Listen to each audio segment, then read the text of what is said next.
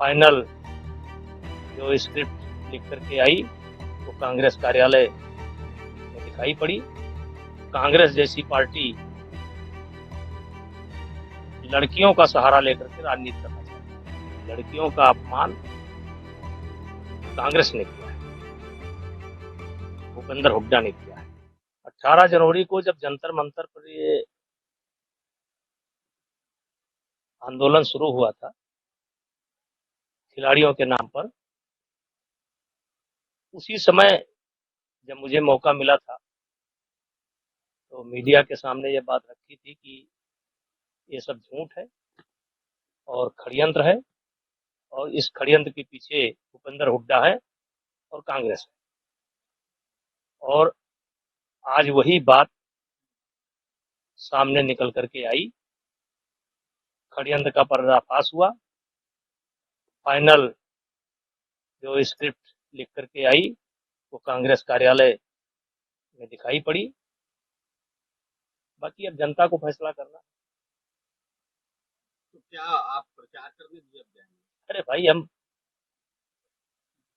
Party अगर कहेगी तो जाएंगे, लेकिन भारतीय जनता पार्टी में नेताओं का अकाल नहीं है। हमारे पार्टी में बहुत बड़े बड़े नेता हैं। अच्छा, इन परिस्थितियों के बीच यदि आपको पार्टी ने वहां से टिकट दिया हरियाणा से, तो क्या ये सब समय निकल चुका है। अब तो हम मुकदमा लड़ रहे हैं, केस लड़ रहे हैं। तो इनके इस कदम से जब राजनीति में ही आना, तो उसको कैसे आप देखते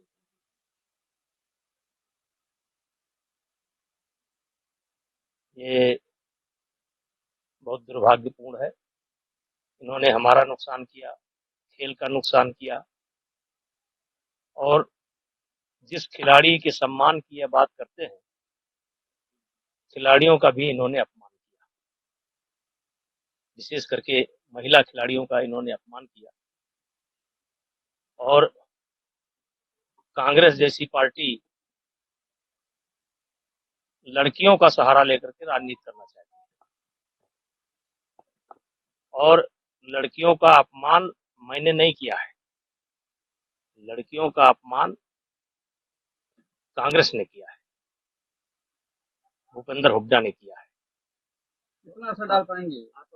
कहने का क्या है, क्योंकि उन्होंने एक बार नारा दिया था कि लड़की को लड़ सकती है, तो इस तरीके से जंतर मंतर पर लड़ाना। हमारा आशय ये है कि एक दिन ऐसा आएगा जब अदालत का फैसला आएगा कि जिस दिन की ये घटना है उस दिन मैं दिल्ली में हूं ही नहीं, तब ये इस देश की जनता को क्या जवाब देंगे।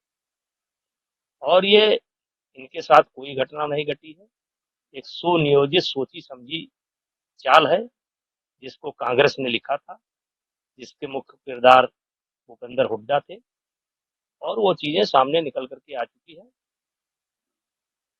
अब जनता को तय करना है। आपने कहा कि केस लड़ रहे हैं, तो आपने क्वेश्चन के लिए भी है कोर्ट में। ये मेरा राइट है, मैं कोचिंग में गया हूँ, कोचिंग में गया हूँ, मेरा राइट है, क्योंकि जितने आरोप हैं निराधार हैं। जो प्रमुख घटनाएं हैं उस दिन मैं दिल्ली में हूं ही नहीं, हमारा सुना नहीं गया। एक घटना में मैं सर्बिया में हूँ, 2 घटना में मैं लखनऊ में हूँ। जब घटना में मैं हूं ही नहीं तो कैसे चलेगा मेरे खिलाफ केस। अब अदालत में गए हैं, अब देखिए अदालत क्या फैसला लेती है। तो आप अपने इस बात पर कायम हैं कि कब हुआ, कहाँ हुआ, कैसे हुआ? चलिए पुरानी बात। तो नेताजी, अब तो इन लोगों ने एक नए मैदान में कदम रख दिए है, राजनीति के मैदान में। उसको कैसे देख रहे हैं? क्या जनता क्या करेगी? अब यहाँ ये वहां की जनता को तय करना है। ये कहते हैं कि मैं महिलाओं के सम्मान की लड़ाई हम लड़ रहे हैं। नहीं, गलत। आप केवल महिलाओं का अपमान कर रहे हैं, और विशेष करके महिला खिलाड़ियों का अपमान कर रहे हैं। और इस पौने 2 साल के अंदर आपने खेल से जो जुड़ी लड़कियां हैं, चाहे जिस गेम में हो, आपने उनके चरित्र पर सवाल उठाने का काम किया है, और जूनियर खिलाड़ियों का हक मारने का काम किया है। ये कहते हैं ट्रायल, बिना ट्रायल। एशियन गेम्स में बजरंग पूनिया बिना ट्रायल के गए थे कि नहीं गए थे? ये हवाला खिलाड़ियों को देते हैं। मैं इनसे पूछना चाहता हूं कि क्या कुश्ती जगत में ऐसा कोई नियम है कि एक खिलाड़ी एक दिन में 2 वेट कैटेगरी में ट्रायल दे? क्या ऐसा नियम है? उस नियम को किसने तोड़ा? विनेश फोगाट ने तोड़ा।